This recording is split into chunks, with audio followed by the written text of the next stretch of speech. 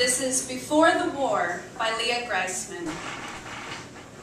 The march was moving up Market Street, where it would circle down 3rd. The pace was uncomfortably slow, with so many people moving together in such a tight space. In the buildings above, residents hanging from windows shouted and waved. Bullhorn-led chanting provided a deafening soundtrack of call and response. Say hey, who can stop the war? Say ho, we can stop the war. Raymond squeezed between a group in black and white headscarves on his right and grandmothers on his left. 100 people in purple with a "Who would Jesus bomb?" banner marched just behind. At the periphery of the march, police in riot gear stood on patrol. Emergency vehicles and paddy wagons were parked on each block, helicopters whirring over the skyscrapers above. Rumors were flying. There were 30,000 people at the march. 50,000, no, 200,000. But the press was hiding it. Splinter groups were surrounding the Bank of America building, blocking off the Golden Gate Bridge. Violent clashes threatened the financial district, and soon the National Guard would come in. In the moments after Patty was taken away, Raymond didn't exactly know what had happened. He froze, his eyes glued to a sign depicting 2 hills like the humps of a camel, an orange explosion above them.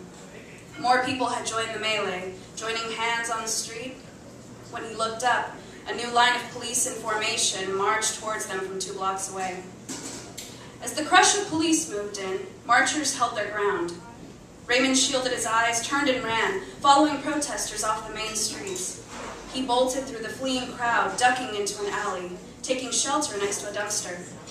Still hearing the rumble of boots and the chants, he opened his eyes and saw a young woman with red hair, a pierced nose and chin, draped in a black flag.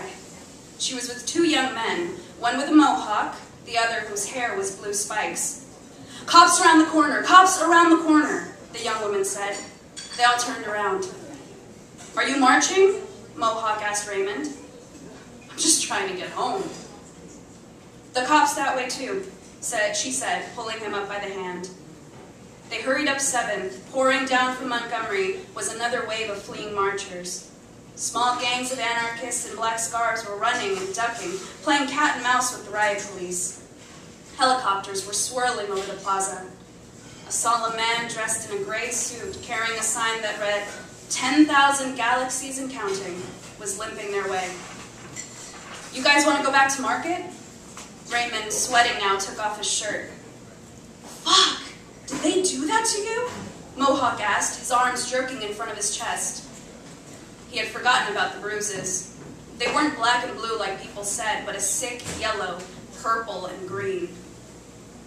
A group of police formed a line marching towards them, their shields closing in on both sides. Mohawk hoisted their flag and called out, "Show me what democracy looks like!"